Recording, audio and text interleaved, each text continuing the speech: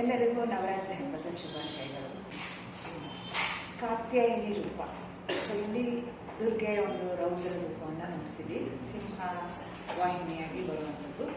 So ಇಲ್ಲಿ ಮಹತ್ವ ಏನಂತಂದರೆ, ಆ್ಯಕ್ಚುಲಿ ದುಷ್ಟ ಶಕ್ತಿನ ಅವಳು ದಮನ ಮಾಡ್ತಾಳೆ ಅಂತ ಅರ್ಥ. ಅಂದರೆ ನಮ್ಮ ಎಲ್ಲ ನೆಗೆಟಿವ್ ಎನರ್ಜಿನ ಕಟ್ ಡೌನ್ ಮಾಡ್ತಾ ಇರುವಂಥದ್ದು ಅಂತ. ಅದಕ್ಕೋಸ್ಕರ ಇವತ್ತು ಮಾಡುವಂಥ ಪೂಜೆ ಅಥವಾ ನೀವು ದುರ್ಗಾ ಸ್ತುತಿಯನ್ನು ಮಾಡ್ತಾ ಹೋಗುವಂಥದ್ದು, ಏನೇನು ಮಂತ್ರ ಉಚ್ಚಾರಣೆ ಎಷ್ಟು ಹೆಚ್ಚು ಮಾಡ್ತೀರಿ, ನಿಮ್ಮ ಎಲ್ಲ ಕಷ್ಟ ಕಾರ್ಪಣ್ಯಗಳು ಅಥವಾ ನೆಗೆಟಿವ್ ಎನರ್ಜಿ ಎಲ್ಲ ಕಡಿಮೆ ಆಗ್ತಾ ಬರುತ್ತೆ.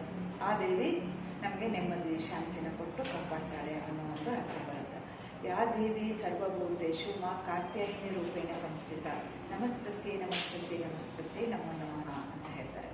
ಸೊ ನೀವು ಮಂತ್ರ ಜಪ ಮಾಡ್ತಾ ಹೋಗಿ, ಎಷ್ಟು ಮಾಡ್ತೀರಾ ಅಷ್ಟು ಒಳ್ಳೆಯದಾಗ್ತಾ ಹೋಗುತ್ತೆ. ಹಾಗೆಯೇ ಆಜ್ಞಾಚಕ್ರ ಎನರ್ಜೈಸ್ ಆಗುತ್ತೆ ಅಂತ ಕೂಡ ಹೇಳ್ಬೋದು.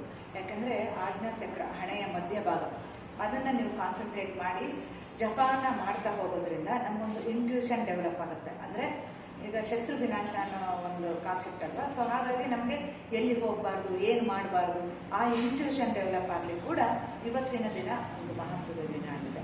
ಎಲ್ರಿಗೂ ಒಳ್ಳೆಯದಾಗಲಿ, ಪೂಜೆ ಮಾಡಿ, ಆ ದೇವಿಯ ಅನುಗ್ರಹ ಎಲ್ರಿಗೂ ಇರಲಿ ಅಂತ ಕೇಳ್ಕೊಳ್ತಿದ್ದೀನಿ. ನಮಸ್ಕಾರ.